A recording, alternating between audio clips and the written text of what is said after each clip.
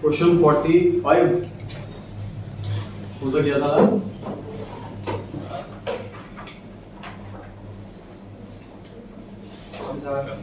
47 हो चुका है, करना है।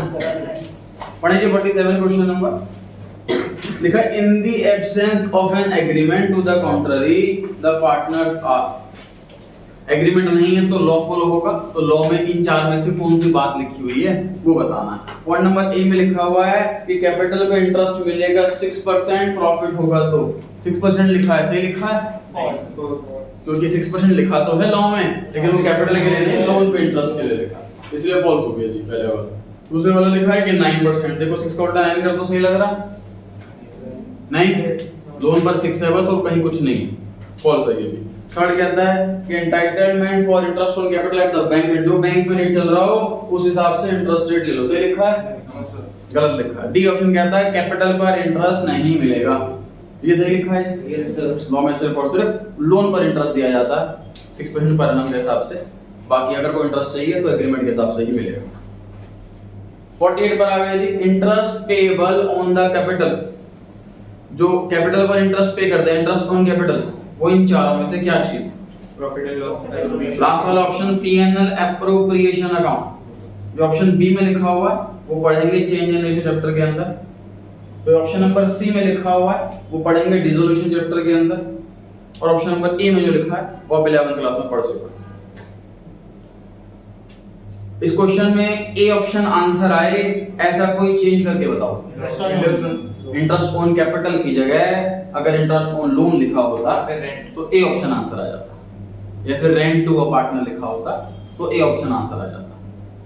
अगर यहाँ पे इंटरेस्ट ऑन ड्राइंग्स लिखा होता तो भी डी ऑप्शन रहता है एप्रोप्रिएशन अकाउंट। Yes sir.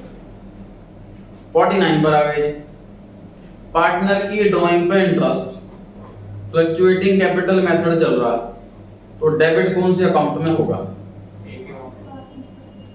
बताइए।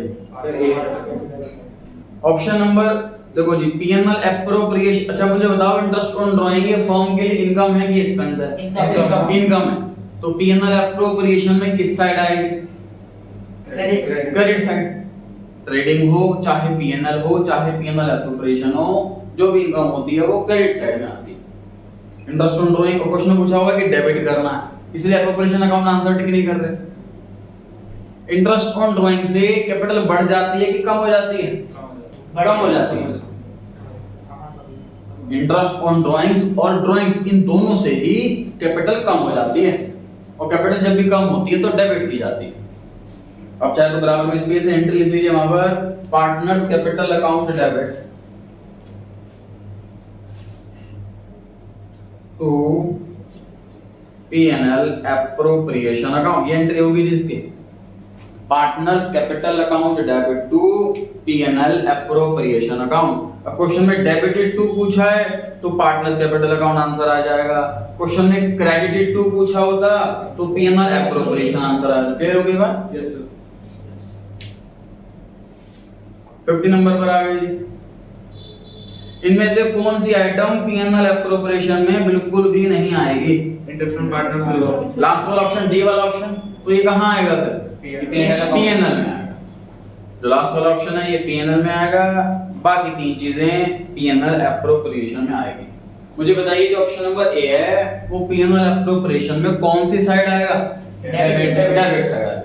जो ऑप्शन नंबर बी है वो कौन सी साइड आएगा? डेबिट साइड आएगा। जो ऑप्शन सी है वो कौन सी साइड आएगा? क्रेडिट साइड आएगा। जो फर्म के लिए इनकम है क्रेडिट में, जो फर्म के लिए एक्सपेंस है डेबिट।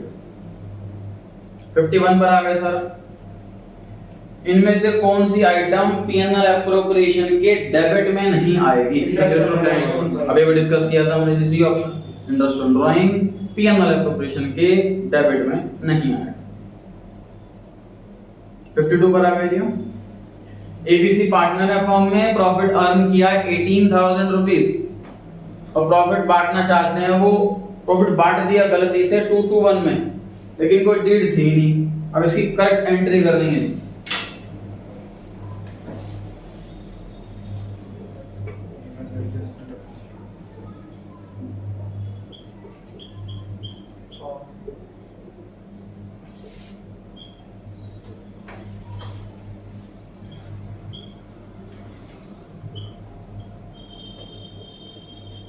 प्रॉफिट बांट दिया गलती से 2 to 1 में, 18,000 का प्रॉफिट वापस ले लेने से Yes, sir.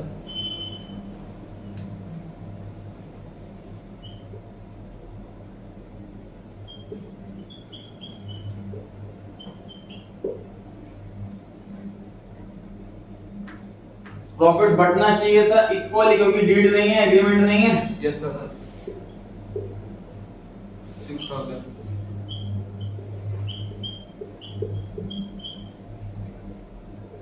प्रॉफिट वापस लेंगे तो कैपिटल से पैसा कम हो जाएगा, फर्म में बढ़ जाएगा।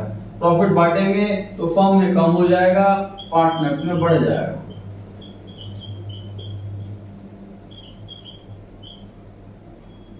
ए के अकाउंट से पैसा काट लो 1200, बी के अकाउंट से पैसा काट लो 1200 To C. और पैसा डाल दो सी के अकाउंट में 2400। समझते देखो जी हुआ क्या है। तो पार्टनर ने अकाउंटेंट को बोल दिया कि भाई 2 to 1 में प्रॉफिट बांट दो। उसने बांट दिया प्रॉफिट 2 to 1 में और सारे पार्टनर्स को इसको दे दिया 7200, इसको 7200 और इसको 3600। प्रॉफिट पूरा का पूरा बढ़ गया 18,000 रुपीस का। बाद में बाकी पार्टनर से डिस्कस किया प्रॉफिट कैसे बांट दिया भाई तुमने। प्रॉफिट तो इक्वली बंटना था क्योंकि हमारे बीच में कोई एग्रीमेंट है नहीं, कोई लीड है नहीं। अब लेकिन ईयर तो कंप्लीट हो चुका है, पीएनएल एप्रोप्रिएशन अकाउंट तो क्लोज हो चुका, अब नेक्स्ट ईयर में आ चुके हैं, अब वापस से उसको रीओपन नहीं कर सकते। तो इसलिए हम एडजस्टमेंट एंट्री पास करें। एडजस्टमेंट एंट्री बेसिकली हुआ क्या कि मान लीजिए कि 3 पार्टनर्स हैं, इनको मिल गए 7200, 7200 और 3600, तो इनको कम मिलने हैं, सम के साथ हुआ है। तो जितने एक्स्ट्रा पैसे इनके पास चले गए वो पैसे इनसे मैं ले लेता हूँ और जितना कम पैसा इनको गया वो मैं इनको दे देता हूँ। तो अपनी रफ कैलकुलेशन में हम कर रहे हैं, हम एज्यूम कर रहे हैं कि मान लीजिए मैंने पूरा पैसा वापस मंगा लिया। मान लीजिए जो मैंने प्रॉफिट बांटा था, बॉक्स में 18,000 रुपए रखे थे प्रॉफिट के, मैंने इसमें से 7200 इनको, 7200 इनको और 3600 इनको दे दिए थे। बॉक्स खाली हो गया प्रॉफिट का। अब पता लगा प्रॉफिट गलत बैठ गया, वापस पैसे ले रहा हूँ। इनसे वापस ले लिए 7200, वापस ले लिए 7200, वापस ले लिए 3600। यहाँ माइनस हो रहा है और मेरे बॉक्स के अंदर 18,000 रुपए आ गए।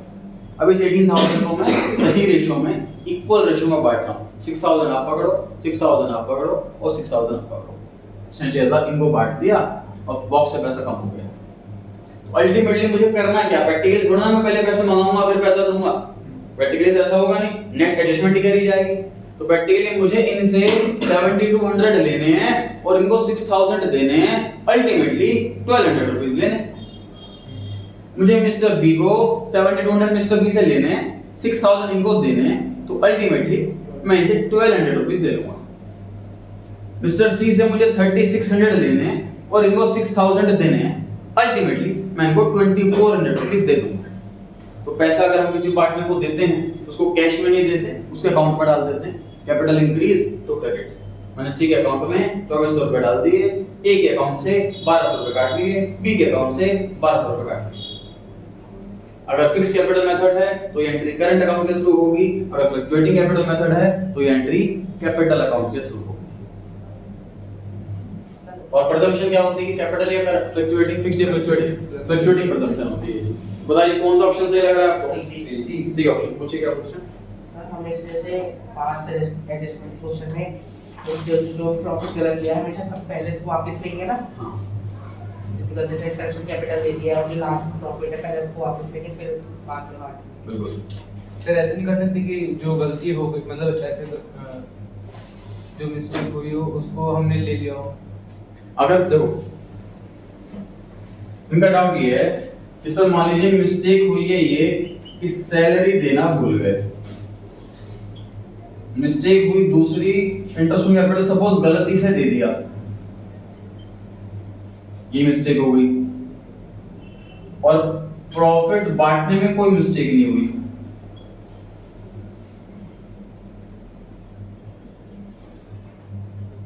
और क्वेश्चन में प्रॉफिट गिवन है, तो इसको दोनों ही तरीकों से किया जा सकता है। आप पहले ऐसा मान लो कि भाई हमने इंटरेस्ट ऑन कैपिटल गलती से दे दिया, वापस ले लो। प्रॉफिट जो है दे दिया था हमने, उसको वापस ले लेते हैं क्योंकि अब प्रॉफिट अलग आएगा ना, डिविजिबल प्रॉफिट। वापस ले लेते हैं, फिर इन सैलरी दे देते हैं, और फिर प्रॉफिट बांट देंगे सही रेशो में, ये तरीका भी सही है। या फिर प्रॉफिट हमने जो है बांटा वो गलत रेशो में नहीं बांटा, उस प्रॉफिट को भूल जाओ, सैलरी देना भूल गए सैलरी दे दो, इंटरेस्ट में कैपिटल गलती दे दी वापस ले लो, फिर जो फाइनली बचा उसे बांट दो बांटना। प्रॉफिट में मिस्टेक नहीं होगी, लेकिन जब भी वापस लेनी है, जब भी कर सही आएगा। हाँ परफेक्ट आएगा बिल्कुल। सबसे बेस्ट यही है कि हमेशा प्रॉफिट जब भी दे रखो वापस ले लो, इजीएस्ट तरीका यही है ना। 53 पर आ गए जी, the guarantee of partner cannot be fulfilled in which of the following manner. कौन सा पॉसिबल नहीं है जी गारंटी में? ऑप्शन नंबर ए, कोई एक पार्टनर गारंटी दे। ऑप्शन नंबर बी, सारे के सारे पार्टनर गारंटी दे दें। तो सर ये तो पॉसिबल नहीं है सारे पार्टनर गारंटी दें, क्योंकि किसी एक को गारंटी मिलेगी तो बाकी रिमेनिंग की तो गारंटी देंगे उसको, कोई खुद को गारंटी नहीं दे सकता, इसलिए बी गलत हो गया। सी में लिखा है कि रिमेनिंग वाले पार्टनर गारंटी देंगे, ये हो सकता है। फर्म का मतलब कि फर्म से जो पैसा दिया जाए गारंटी वाले पार्टनर को, बाकी बचा रिमेनिंग पार्टनर भी करेंगे, तो ये भी पॉसिबल है, तो बी ऑप्शन पॉसिबल नहीं।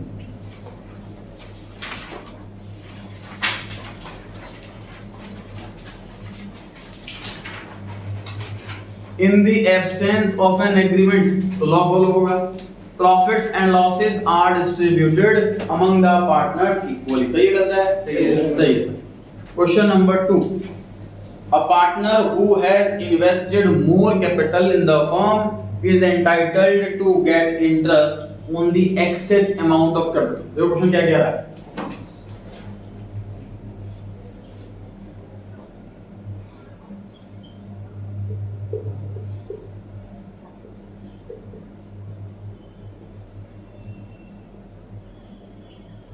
मैंने जो y एक्सिस बनाई है ये बनाई है कैपिटल की, जो कि रुपीज इन लाख है, और यहाँ पार्टनर ए और बी,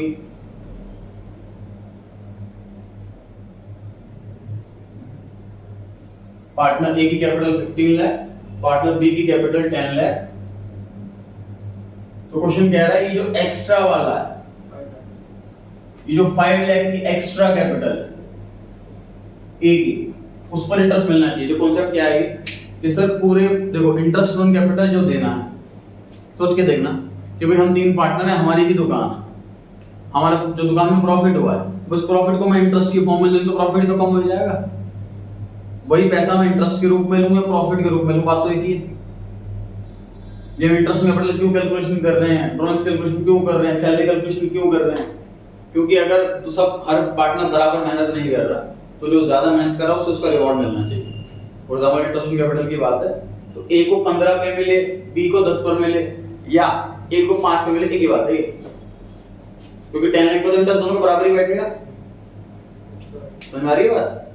तो ऐसा एग्रीमेंट भी हो सकता है डीड में कि अगर किसी पार्टनर ने कैपिटल एक्सेस लगी हुई है तो उसको एक्सेस वाले कैपिटल पे इंटरेस्ट मिलेगा। ये पढ़ने से डिस्कस कर लो, आंसर सबको पता है इसका, कैसे इंटरेस्ट ऑन कैपिटल के बारे में इंटरेस्ट ऑन कैपिटल नहीं मिलेगा क्योंकि डीड में नहीं लिखा हो, आंसर सबको पता है।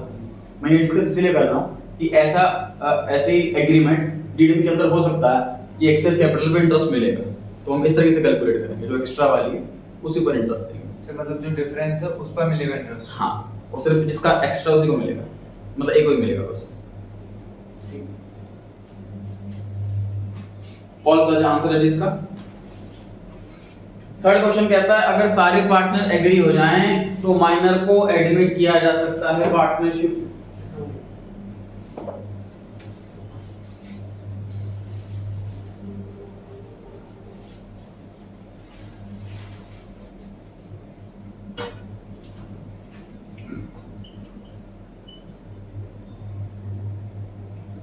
Any agreement with a minor is void ab initio.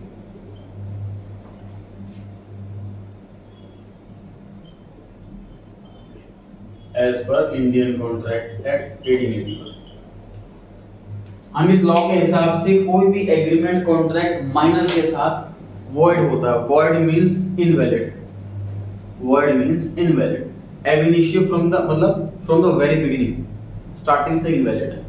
जैसे आप लोग माइनर हैं तो मैं आपको मान लीजिए एग्रीमेंट बनाता हूँ कि आप मोबाइल ले जाओ मेरा और 2 दिन बाद मुझे 20,000 रुपये दे देना, और आप मोबाइल ले गए और आपने मोबाइल खो दिया, जबकि मैंने एग्रीमेंट में मान लिया था विटनेस भी थे और आप मेरा ना फोन वापस कर रहे हैं ना पैसे दे रहे हैं, तो अगर कोर्ट में मैं लेके जाता हूँ आपको, तो कोर्ट वाला मुझे डांटेंगे कोर्ट में कि आपने एग्रीमेंट कैसे बना लिया माइनर के साथ, आपकी गलती है, ना आपको पैसे दिलवाएंगे ना फोन दिलवाएंगे। कोई भी एग्रीमेंट किसी भी माइनर के साथ बिल्कुल भी वैलिड नहीं होता, इनवैलिड होता है। लॉ का ये मानना है कि 18 साल तक जब तक कोई इंसान नहीं हुआ, उसको सोच समझने की कैपेबिलिटी नहीं है, कैपेसिटी नहीं है, तो उसके साथ गलत किया जा सकता है, उसका नुकसान किया जा सकता है, उसे बेवकूफ़ बनाया जा सकता है। इसलिए कोई भी उसके साथ गलत है। तो अगर मैं किसी के साथ कोई एग्रीमेंट कर रहा हूँ तो भी मेरी ड्यूटी है कि मैं उसकी एज चेक करूँ। एक केस ये भी आया था कि सर कोई पर्सन आया 17 इयर्स का और वो कहता कि जी मैं 19 साल का हूँ, उसने एग्रीमेंट करवा लिया। हमें तो लगा 19 साल का, हमने एग्रीमेंट कर लिया, तो तभी हमारी गलती है, हमें चेक करना चाहिए था, हमारी ड्यूटी है कि उसकी एज पूरी है कि नहीं, मतलब 18 प्लस है कि नहीं। तो मेरी बात ये जो लॉ बना तो उसमें लेकिन कुछ जेन्युइन केसेस जो हैं वो सफर कर रहे हैं, जैसे कि फॉर एग्जांपल किसी बच्चे के जो है पेरेंट्स की डेथ हो गई है, अब वो बच्चे के नाम पे सारी प्रॉपर्टी हो गई है, तो उसको कुछ एग्रीमेंट कुछ ना कुछ साइन करना पड़ेगा। और कोई ऐसा एग्रीमेंट मैं किसी बच्चे के नाम पर कोई चीज करना चाहता हूँ तो मैं नहीं कर पा रहा क्योंकि एग्रीमेंट ही वैलिड नहीं है, तो उसमें अपडेट किया गया, इसकी एक्सेप्शन बनाई गई। एक्सेप्शन में क्या है कि अगर कोई भी ऐसा एग्रीमेंट जिसमें माइनर का हर तरीके से बेनिफिट ही बेनिफिट हो, किसी भी एंगल से उसका कोई लॉस नहीं है, किसी भी एंगल से उसकी कोई लायबिलिटी नहीं है, अगर कोई ऐसा एग्रीमेंट है तो कोर्ट उसको वैलिड मान लेगा। मतलब एज अ जनरल रूल कोई भी एग्रीमेंट माइनर के साथ वैलिड नहीं होता। इनफैक्ट माइनर का बताता हूं आपको मैं एक और चीज कि जैसे नॉर्मली क्या होता है, इस कोर्ट में आपने देखा होगा कि कोई किसी पर केस कर रहा है, मान लीजिए मिस्टर ए ने केस करा मिस्टर बी पर, ठीक है जी। अब एक टर्म आती है burden of proof. Burden of proof का मतलब ये प्रूफ करने का बर्डन किस पर, मान लीजिए ये भी साबित नहीं कर पाया कि ये मतलब इसने गलत किया है और ये भी साबित नहीं कर पाया कि मैं बेकसूर हूं, तो फिर सजा होगी कि नहीं होगी, बीच का मामला हो गया ना। तो ऐसे केस में क्या हुआ, इस वाले केस में इस पे बर्डन है कि आपको, अगर आप केस कर रहे हो तो आप पे बर्डन है आपको प्रूव करना, तो ये तो अपना सिर्फ डिफेंस करेगा। अगर आप प्रूव नहीं कर पाए तो कोर्ट केस को खत्म कर देंगे। तो हमारी बात मतलब एज अ जनरल रूल जो केस करता है बर्डन उसी पर आता है कि उसने सामने वाले ने गलत करा तो कैसे करा, वही के विटनेस लेकर जाएगा, सबूत लेकर जाएगा। लेकिन माइनर वाले केस के अंदर मान लीजिए आप कहते हैं कि मेरे सपोज मेरे अंकल हैं, उन्होंने गलत किया मेरे साथ और आप केस कर देते हो, तो बर्डन ऑफ प्रूफ अंकल पर आएगा कि मैंने गलत नहीं करा, मतलब आपको सिर्फ केस करके छोड़ देना और फिर उन पर बर्डन है प्रूव करने का। तो बर्डन ऑफ प्रूफ माइनर पे ना दे करके बड़े पे दिया हुआ है। अगेन कोर्ट ये सोच रहा है कि भाई बच्चा है, उसको इतनी नहीं नॉलेज, इतनी नहीं मैच्योरिटी के वो विटनेस या प्रूफ इकट्ठे कर पाए, तो ये भी एडवांटेज दिया हुआ है माइनर को। खैर हाँ जी सर, अगर तुम माइनर को कोई गारंटी दे दे कि खुद तेरे को लॉस नहीं होगा, तेरे को मतलब जो प्रॉफिट होगा वो हम कवर कर देंगे, तो फिर चल जाएगा। हाँ, मैं कहूँगा एक्सेप्शन में यही कहे कि कोई भी माइनर के साथ वैलिड नहीं होता, लेकिन अगर कोई ऐसा एग्रीमेंट हम बनाते हैं जिसमें कहीं से कहीं तक कोई लॉस नहीं है, उसको कहीं से कहीं तक माइनर की कोई लायबिलिटी नहीं है, तो वो एग्रीमेंट 100% वैलिड। पार्टनरशिप में जनरली क्या होता है सर, ये 3 तरह पार्टनर है, किसी की डेथ हो जाती है तो उसका जो बेटा है वो उसकी जगह काम करना चाहता है, हालांकि रिमेनिंग पार्टनर चाहे तो मना कर सकते हैं कि भाई अपना हिसाब कर लो और पार्टनरशिप खत्म, लेकिन वो भी हेल्प करना चाहते हैं उसकी, और माइनर उसका बेटा माइनर है, मान लीजिए 16-17 साल का है, उसे पार्टनर बनाना चाहते हैं तो बना सकते हैं। लेकिन एग्रीमेंट में सारी चीजें लिखी होंगी कि कभी भी लॉस होगा तो इसको नहीं होगा, कोई लायबिलिटी होगी तो इसको अपनी पर्सनल लायबिलिटी नहीं है, इसकी लायबिलिटी हमेशा इतना पैसा लगा रखा है फॉर्म के अंदर वही रहेगा, इसकी पर्सनल कोई लायबिलिटी नहीं रहेगी, सिगरेट से पैसा नहीं देना, लॉसेस को नहीं मिलेगा, ये सारे एग्रीमेंट में लिखा होगा तो वैलिड है, तो अलाउड है। ठीक है जी। तो minor as a general rule partner नहीं बन सकता, अगर बन सकता है तो ये इसकी एक्सेप्शन है, ये सिर्फ बेनिफिट्स में उसको ऐड कर सकता है, सिर्फ बेनिफिट्स में ऐड कर सकता है। ये लिखा हुआ है इस पॉइंट के अंदर कि भाई वर्ड एब इनिशियो का मतलब बताना। वर्ड मतलब इनवैलिड, एब इनिशियो मतलब स्टार्टिंग से, from the very beginning. Point number 3 हमने पढ़ा कि if all the partner agree a minor can be admitted for the benefit of partner. सही है जी? Yes sir. बिल्कुल ट्रू है जी। Fourth question, current account are maintained in case of fixed capital account system. सही है गलत है? सही है जी। फिक्स में एक बनते हैं, 2 बनते हैं? 2 बनते हैं। फिफ्थ वाला क्वेश्चन आ गया जी, इंटरेस्ट ऑन पार्टनर्स डूइंग्स 10% होता है अगर डीड में कुछ नहीं लिखा तो। Sir false. फॉल्स 6 होना चाहिए यहाँ पे, नो सर होने नहीं चाहिए, है ना, इंटरेस्ट हो रहा है बताइए। 6th क्वेश्चन कहता है कंपलसरी है राइटिंग में होना एग्रीमेंट, फॉल्स। फॉल्स तो ऑप्शनल होता है, रिटर्न करें या ऑरल करें मर्जी है। 7 partners are mutual agents of each other so far as the business of the firm is concern. Mutual agency क्या होती है सर ये?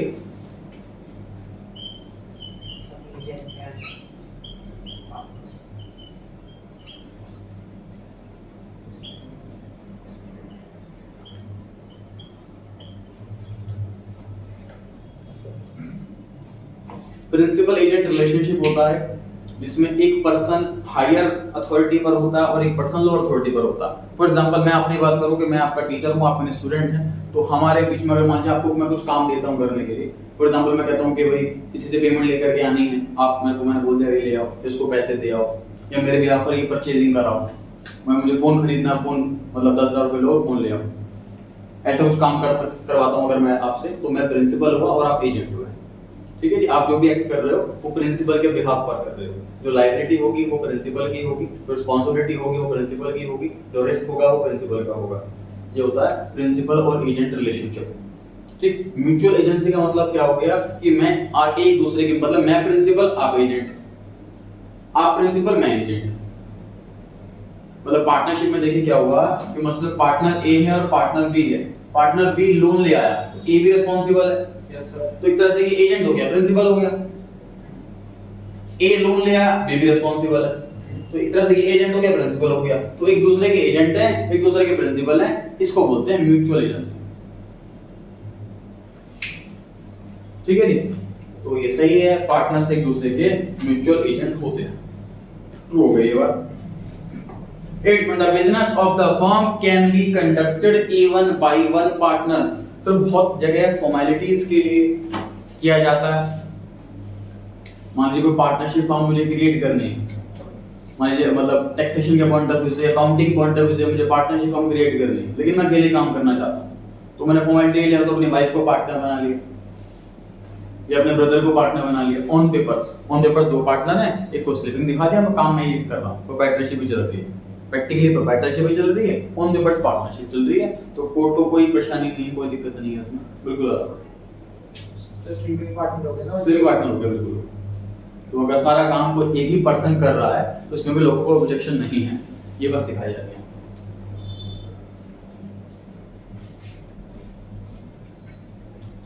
Next point number 9, partnership arises from status.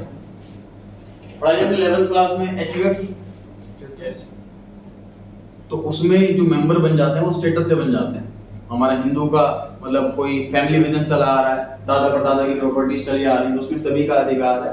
अगर कोई आज पैदा हुआ है तो पैदा होते ही उसका भी अधिकार बन गया, वो भी उस एचयूएफ फैमिली का मेंबर बन, तो बाय स्टेटस हम उसके मेंबर बन जाते हैं। लेकिन पार्टनरशिप में ऐसा नहीं होता, बाय एग्रीमेंट हम मेंबर बनते हैं। ओरल और रिटन वो हमारे पर है, बट बाय एग्रीमेंट मेंबर बनते हैं। मतलब ऐसा नहीं कि कोई पार्टनर उसका बेटा हो तो वो भी पार्टनर बन गया, तो बाय स्टेटस नहीं बनते पार्टनर, बाय एग्रीमेंट पार्टनर बनते हैं। इसलिए फॉल्स हो गया जी। लायबिलिटी पार्टनर्स की लिमिटेड होती है, सही लिखा है, हमने कल लिखा है अनलिमिटेड होती है। इन the absence of a clause, section के सबसेक्शन को क्लॉज कहते हैं, section subsection clause sub clause. जैसे चैप्टर के अंदर टॉपिक होता है, ऐसे सेक्शन के अंदर सबसेक्शन होता है, सबसेक्शन के अंदर क्लॉज होता है, क्लॉज के अंदर सब क्लॉज होता है। तो interest on loan, a partner can charge interest at the rate 12% per annum. सही है गलत है? गलत है। तो हमने एग्रीमेंट में कुछ भी नहीं लिखा हुआ, अगर तो 12% नहीं मिलेगा, 6% नहीं मिलेगा। 12th question, under fixed capital method 2 बनते हैं, 1 बनता account 2। Any addition to the capital, extra capital लगाइए तो कहां लिखेंगे? Capital account. कैपिटल अकाउंट या current account? Capital account. Capital account debit side या credit side? Credit side. Capital account में 2 ही आइटम आती हैं, एडिशनल कैपिटल और कैपिटल विथड्रॉन। कैपिटल बढ़ेगी एडिशनल कैपिटल से, इसलिए वो क्रेडिट साइड में, कैपिटल कम होगी विथड्रॉल ऑफ कैपिटल से, इसलिए वो डेबिट साइड। 30th पर आ गए ये, तो फॉल्स हो गया वाला आंसर, इसमें करंट अकाउंट लिखा हुआ। 12th क्वेश्चन में अगर फिक्स की जगह फ्लक्चुएटिंग होता तो आंसर सही होता क्या? No sir. No sir. तो फ्लक्चुएटिंग में तो करंट अकाउंट होता ही नहीं है कि नहीं? तभी फॉल्स होता। 13 जी, valid partnership can be formulated even without a written agreement between the partner. सही लिखा है? Yes sir. सही लिखा है जी, बिना एग्रीमेंट के, बिना रिटन एग्रीमेंट के भी पार्टनरशिप 100% वैलिड है। फॉर्मुलेटेड मतलब सर? हाँ जी, फॉर्मुलेटेड मतलब बनाना, फॉर्मुलेट करना चाहिए। 14th point, interest on loan by a partner to the firm shall be paid even if there are losses in the business. Sir trading के डेबिट साइड और पीएनएल के डेबिट साइड, इन दो जगह पे आने वाले खर्चे प्रॉफिट्स पे डिपेंड नहीं हैं, ये हमें देने ही देने होते हैं irrespective of profit. Rent to a landlord, salary to employees, rent of place, electricity bill, और जो भी सारे खर्चे हैं, स्टेशनरी खर्चा, डेप्रिसिएशन, जितने भी सारे एक्सपेंसेस हैं ट्रेडिंग और पीएनएल में आने वाले, ये चाहे प्रॉफिट हो चाहे लॉस हो, ये देने ही देने हैं। तो प्रॉफिट नहीं है, लॉस है, तो भी ये दिया जाएगा। कंपल्सरी एक्सपेंस होते हैं, चार्ज होते हैं। तो 1 और 14 में ये लिखा हुआ था इंटरेस्ट ऑन लोन भी चार्ज होता है, इसलिए वो भी पीएनएल में आएगा और वो लॉस हो तब भी आएगा। 15 पॉइंट जी, अगर डीड नहीं है तो प्रॉफिट इक्वली बढ़ता। Yes sir. सही लिखा। फिक्स्ड कैपिटल मेथड है तो सिर्फ कैपिटल अकाउंट बनेगा। फॉल्स। गलत है, दो बनते हैं, कैपिटल और करंट। करंट। अगर 16 क्वेश्चन में फिक्स्ड फ्लक्चुएटिंग लिखा होता तो आंसर ठीक होता। Yes sir. 17, interest on drawings will be shown on the credit side of the capital account. मुझे बताइए, ड्राइंग से कैपिटल बढ़ती है कि कम होती है? कम होती है। इंटरेस्ट ऑन ड्राइंग से कैपिटल बढ़ती है कि कम होती है? कम होती है। कैपिटल कम होती है तो डेबिट होती है कि क्रेडिट होती है? डेबिट। डेबिट होती है। इसलिए इंटरेस्ट ऑन ड्राइंग में कैपिटल डेबिट होती है, लेकिन ये क्वेश्चन कह रहा है कि क्रेडिट होती है, इसलिए आंसर फॉल्स। 18 पर आ गए जी। If a fixed amount is withdrawn by a partner on the first day of every month, याद करिए फर्स्ट डे एवरी मंथ कितने होते हैं, कितने मंथ लेते हैं? 6.5। मंथली वाला क्वेश्चन हो तो क्या याद रखना है, तीन केस होते हैं, बिगिनिंग, मिड और एंड। यस। मिड में हमेशा 6, यस सर। आधा महीना पहले तो आधा महीना एक्स्ट्रा, आधा महीना लेट तो आधा महीना कम। क्वार्टरली वाले में 7.5। मिड में उसमें भी 6 है, चाहे मंथली हो चाहे क्वार्टरली हो, मिड में सब भी 6 है। क्वार्टर का बिगिनिंग है तो डेढ़ महीना पहले, डेढ़ महीने का एक्स्ट्रा, डेढ़ महीने बाद 4.5। डेढ़ महीना कम।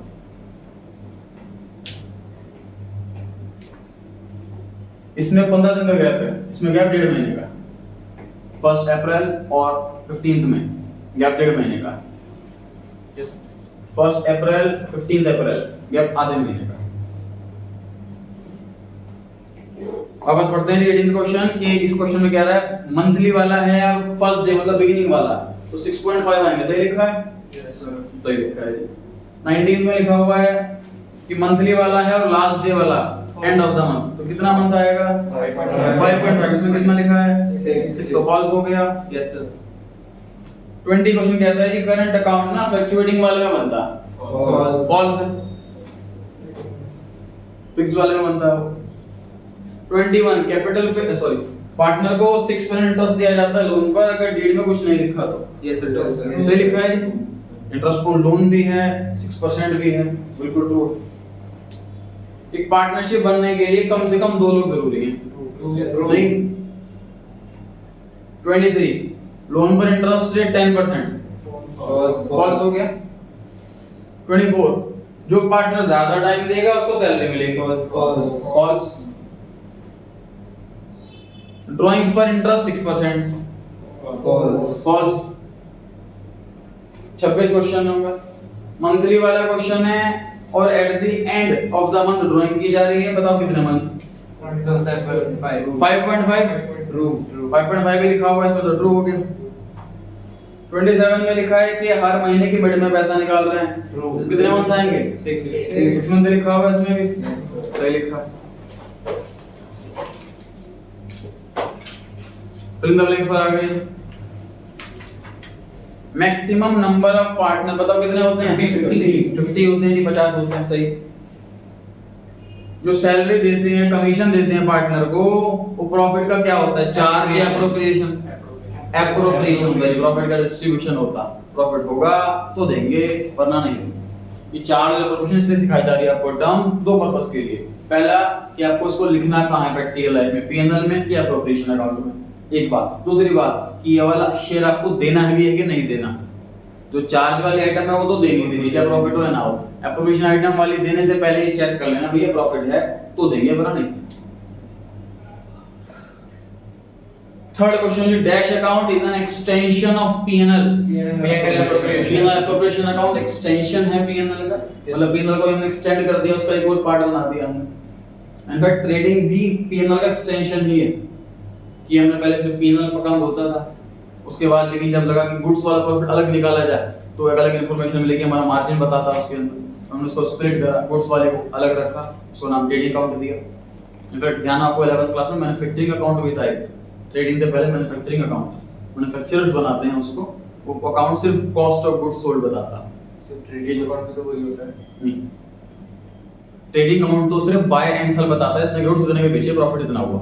मैन्युफैक्चरिंग अकाउंट कॉस्ट निकाल के बताता है कि मेरे पास रॉ मटेरियल इतना था, इतना डॉलर परचेज करा, इतना बचा हुआ है, कितना डब्ल्यूआईपी बन गया, तो एट द एंड जो मेरा स्टॉक बिका वो कितने रुपए का था, उसकी कॉस्ट निकाल करके बताता है मैन्युफैक्चरिंग अकाउंट। 11th क्लास में एक दो क्वेश्चंस थे इसके फाइनल चैप्टर के अंदर। फिर वहां से वो ट्रेडिंग में शिफ्ट होता है, कॉस्ट जितनी निकली है गुड्स की, उसके बाद फिर जीपी निकलेगा ट्रेडिंग से, फिर पीएनएल अकाउंट बनेगा, फिर एप्रोप्रिएशन। क्या थर्ड क्वेश्चन में सर आएगा PNL appropriation account, PNL account का एक्सटेंशन है। फोर्थ क्वेश्चन में under dash system balance of capital changes with every transaction. Sir bar bar change होता है तो ये फिक्स वाला तो नहीं होगा, फ्लक्चुएटिंग वाला होगा। सारा आंसर दे रखा है, लिखने की जरूरत नहीं है, फ्लक्चुएटिंग वाला आंसर आएगा। Question number 5, when a partner withdraws a fixed sum in the middle of each month, हर महीने के मिड में निकालता है, कितने मंथ का इंटरेस्ट लगाएंगे इसमें? 6 मंथ का। तो जो लास्ट में ब्लैंक दे रखा है वहां पे 6 आना है मतलब। 6th question, partnership comes into existence by, again हमने पढ़ा था कि ट्रू फॉल्स में कि बाय स्टेटस या बाय एग्रीमेंट, तो बाय स्टेटस पार्टनरशिप नहीं बनती, बाय एग्रीमेंट पार्टनरशिप बनती है। Again agreement can be oral. Agreement word पढ़ते ही देखो, एग्रीमेंट वर्ड सुनते हैं ना, माइंड में क्या क्लिक करता है? एक स्टैम्प पेपर होगा, उसमें साइन हो रहे होंगे सबके, हमारे माइंड में क्लिक करता है। लेकिन ऐसा नहीं है। As per Indian contract 1881 oral agreement are also 100% valid. दो तीन चीजों में ही एक्सेप्शन दी हुई है कि वहां रिटर्न कंपलसरी है, जैसे कि इमूवेबल प्रॉपर्टी। अगर मैं आपको अपना मान लीजिए घर बेचना चाहता हूं तो वो रिटर्न नहीं बेचूंगा, ओरली नहीं बेच सकता, ओरल एग्रीमेंट वहां वैलिड नहीं है। वैसी बहुत लिमिटेड जगह हैं जहां पर रिटर्न कंपलसरी कर रखा है, अदरवाइज हर जगह ओरल वैलिड है। 7th क्वेश्चन पर आ गए जी हम। At least dash persons are necessary for forming a partnership. कम से कम 2 लोग चाहिए sir. 8 the business of firm can be conducted by all partners or any partner, है ना? तो सारे पार्टनर्स भी कर सकते हैं और any of them, उनमें से कुछ कर सकते हैं। सर ये क्वेश्चन समझा नहीं मतलब 8th वाला partner, the business of partnership मतलब सारे काम करना बिजनेस के, सेल करना, परचेज करना, एडमिनिस्ट्रेशन करना, ये कैन बी कंडक्टेड, वो काम किया जा सकता है बाय, तो बाय ऑल पार्टनर्स, सारे काम कर, सारे पार्टनर्स मिलकर कर सकते हैं, और एनी ऑफ देम, उनमें से कुछ लोग करें, ये भी सही है। इसमें आंसर दिया हुआ है इवन बाय वन पार्टनर, तो सिर्फ एक पार्टनर भी कर सकता है, ये भी चीज सही है। 9th क्वेश्चन ये बताइए, पार्टनर्स की लायबिलिटी अनलिमिटेड होती है सर, प्रोप्राइटर की अनलिमिटेड, शेयर होल्डर्स की लिमिटेड। तो सिर्फ कंपनी में ही लायबिलिटी लिमिटेड है, प्रोप्राइटरशिप में भी अनलिमिटेड, पार्टनरशिप में भी अनलिमिटेड। 10th में आ गए जी हम। एग्रीमेंट नहीं है, लोन पे इंटरेस्ट किस रेट से मिलेगा? 6%। 11th, a partner is dash entitled to salary if he devotes more time, ज्यादा टाइम लगा रहा है तो सैलरी मिलेगी क्या? No, sir. तो is not आ जाएगा ब्लैंक के अंदर, is not entitled, सैलरी नहीं मिलेगी। 12th point, interest on drawings is dash to partners capital account. Partners capital account में किस साइड आता है? Debit side. Interest on drawing से कैपिटल कम होती है, कैपिटल कम होती है तो डेबिट की जाती है। 13 पर आ गए जी। In case of fixed capital, interest on capital is shown on the credit side of dash account. Capital account current fixed capital वाले में दो अकाउंट बनते हैं सर, कैपिटल अकाउंट अलग, करंट अकाउंट अलग। कैपिटल अकाउंट के अंदर सिर्फ दो आइटम आनी है, एडिशनल कैपिटल और कैपिटल विड्रॉ। यहाँ पे लिखा हुआ इंटरेस्ट ऑन कैपिटल, तो वो करंट अकाउंट में आएगा। 14, the balance of partners capital account will dash with interest on drawing। Capital account का बैलेंस क्या हो जाएगा? कम हो जाएगा कि बढ़ जाएगा? कम हो जाएगा, है ना। ड्राइंग से भी कम होता है, इंटरेस्ट ऑन ड्राइंग से भी कम होता है, लॉस से भी कम होता है, तीन चीजें कम करने के लिए।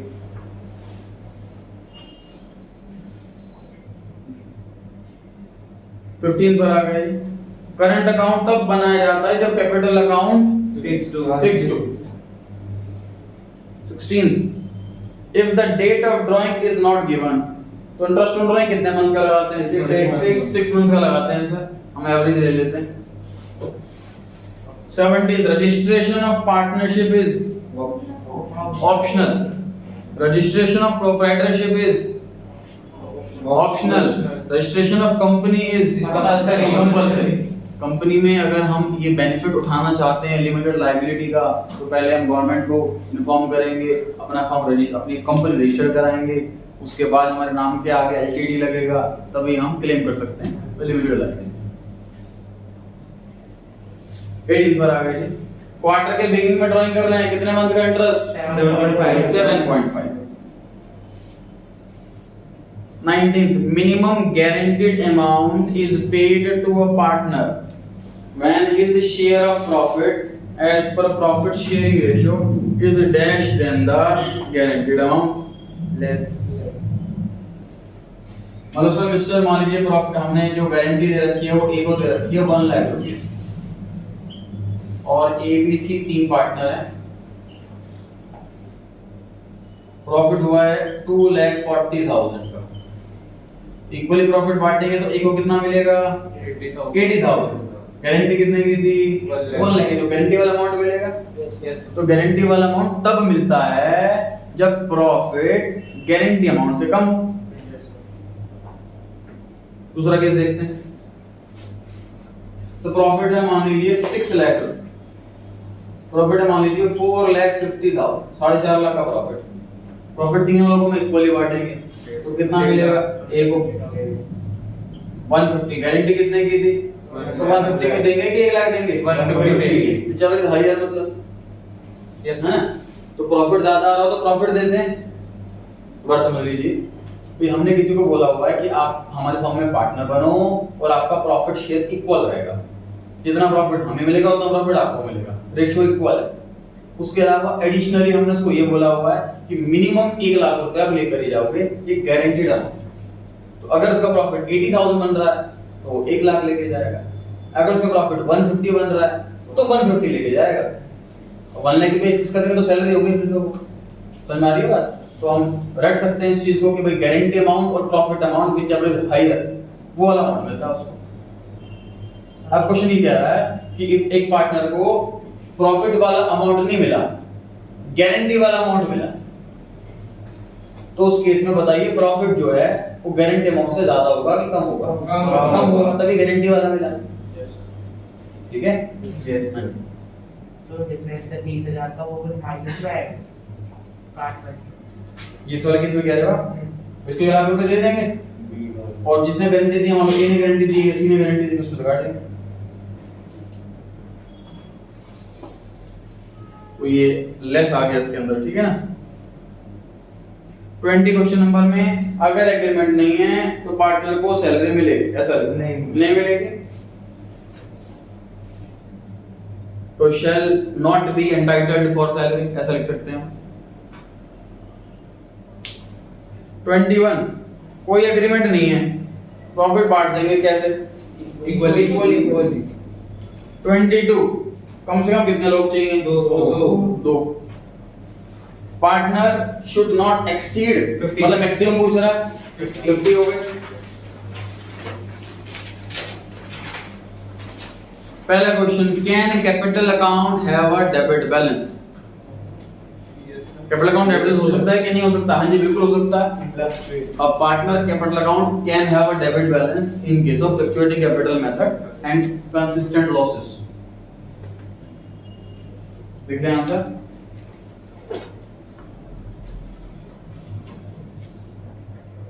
Yes, in case of fluctuating capital method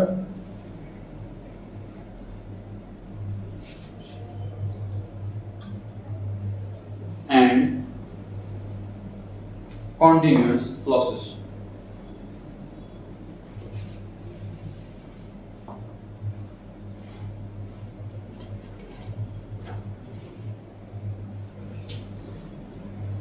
देखो हर एक आंसर ना मतलब जैसे कहते हैं ट्रू फॉल्स में भी ना रीजन पर डिपेंड करता है। किसी क्वेश्चन का मान लीजिए आंसर ट्रू है और आप फॉल्स लिखा है, लेकिन आपने जो रीजन दिया वो बिल्कुल जेन्युइन रीजन है, तो आपका आंसर भी सही होगा। मतलब रीजन पे सबसे ज्यादा फोकस होता है कि आपने रीजन क्या लिखा होगा। तो इसी क्वेश्चन में से मैंने आंसर क्या लिखा हुआ था जो प्रिंटेड है, no as its nature is fixed. Simple सी बात है, सर कोई क्वेश्चन पूछे कि भाई कैपिटल अकाउंट फिक्स हो सकता है, सॉरी डेबिट बैलेंस हो सकता है कि नहीं हो सकता, तो एक बच्चा कह रहा नहीं हो सकता अगर फिक्स कैपिटल है, तो बिल्कुल सही कह रहा है वो। कोई कह रहा है कि हो सकता है डेबिट बैलेंस अगर फ्लक्चुएटिंग है तो लॉसेस हो रहे हैं हर साल, तो दोनों आंसर सही हैं। ठीक है, यस दोनों ही आंसर सही हैं।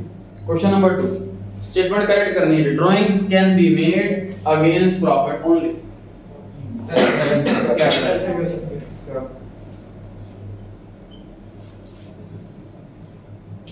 Drawings out of profit, drawings out of capital, ये दो टाइप की ड्राइंग्स होती है जी। हमने जो 11th क्लास में पढ़ी थी वो सिंपल ड्राइंग्स पढ़ी थी। सिंपल ड्राइंग्स का मतलब ड्राइंग्स आउट ऑफ प्रॉफिट होता है। प्रॉफिट का मतलब ऐसा नहीं कि प्रॉफिट कैलकुलेट कर लिया उसमें से पैसा निकाला, उनके माइंड में कैलकुलेशन हो जाती है कि बिजनेस में कहीं ना कहीं प्रॉफिट हो रहा है, हमारी सेल हो रही है, इतना सामान बिक गया, इतना प्रॉफिट हो गया होगा, रफ आइडिया लग जाता है, तो वो पैसा निकालना शुरू कर देते हैं अपने घर खर्च के लिए। इसको बोलते हैं ड्राइंग्स अगेंस्ट प्रॉफिट।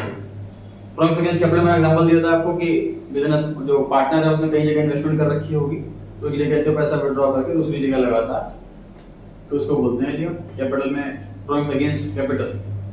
तो क्वेश्चन बोला हुआ है कि सिर्फ प्रॉफिट के अगेंस्ट ही ड्राइंग्स हो सकती है, तो ये आंसर फॉल्स है। कैपिटल के अगेंस्ट भी ड्राइंग्स हो सकती है। थर्ड क्वेश्चन में लिखा है why is interest on loan debited to P N L? क्योंकि वो चार्ज होता है अगेंस्ट प्रॉफिट होता है। It is given irrespective of profit, ये भी लिख सकते हैं।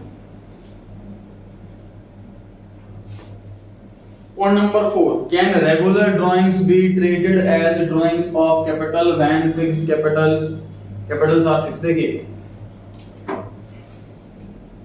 अगर हमारी फ्लक्चुएटिंग कैपिटल मेथड है, एक ही अकाउंट बनना है capital account, yes drawings against profit भी इधर ही आना है, ड्राइंग्स अगेंस्ट कैपिटल भी इधर ही आना है।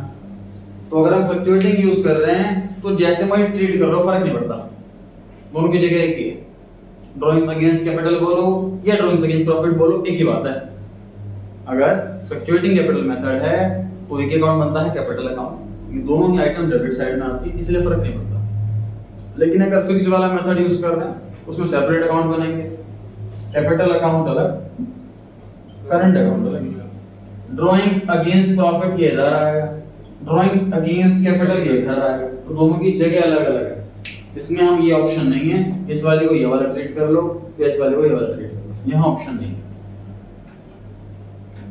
तो कुछ नहीं पूछ रहा था कि प्रॉफिट के कैन रेगुलर ड्राइंग्स जो नॉर्मल ड्राइंग्स है मतलब ड्राइंग्स अगेंस्ट प्रॉफिट, अंडरलाइन कर लो रेगुलर ड्राइंग्स और वहां लिख लो drawings against profit. Regular drawings का मतलब ड्राइंग्स अगेंस्ट प्रॉफिट, इन रेगुलरली ही होती है। जो ड्राइंग्स अगेंस्ट प्रॉफिट है क्या हम उसको ट्रीट कर सकते हैं कि वो ड्राइंग्स ऑफ कैपिटल है जब कैपिटल फिक्स्ड हो, तो फिक्स वाले में तो ऑप्शन नहीं होता, ये नहीं कर सकते। अगर यहाँ फिक्स की जगह फ्लक्चुएटिंग लिखा होता तो आंसर तो कर सकते, तो फ्री आ जाता आंसर। क्लियर हो गई जी बात? हाँ जी सर जैसे पार्टनर्स प्रॉफिट नहीं हुआ और लॉस हो गया तो फिर बांटेंगे एप्रोप्रिएशन में सर बाय लॉस करके बांट देते हैं। इसमें ना ये पार्टनरशिप एक्ट में लिखी हुई है। उनका डाउट ये है, कि सर अगर मान लीजिए पार्टनरशिप फॉर्म में लॉस हो जाता तो उस केस में पीएनआर एप्रोप्रिएशन अकाउंट बनेगा या नहीं बनेगा। ये पार्टनरशिप एक्ट में लिखी है बात, ये पार्टनर के ऑप्शन पर है। बुक के अंदर काफी इलस्ट्रेशन है जिसमें लॉस के केस में पीएनआर में ही बांटा हुआ है लॉस, एप्रोप्रिएशन नहीं बनाया। ऐसे इलस्ट्रेशन भी हैं जिसमें पीएनआर एप्रोप्रिएशन अकाउंट बनाया है लॉस वाले केस में। तो ये एक्ट लॉ पे है, लॉ ने बोला हुआ, खुद ऑप्शन दिया हुआ, छूट दी हुई है। एग्जाम में अगर बात करें तो मैं कहूंगा कि बना कर क्या हो एप्रोप्रिएशन अकाउंट, जब भी यहाँ पर चॉइस हो तो एक्स्ट्रा काम करना चाहिए। और कुछ फिर एप्रोप्रिएशन की क्रेडिट साइड में बाय लॉस करके बांटेंगे। डेबिट साइड में लिखेंगे लॉस, पहले पीएनएल से पीएनएल एप्रोप्रिएशन में आएगा, हाँ हम बांटेंगे डेबिट। और कुछ इस चैप्टर का टेस्ट रख लीजिए आप, एक एमसीक्यू ऐप पर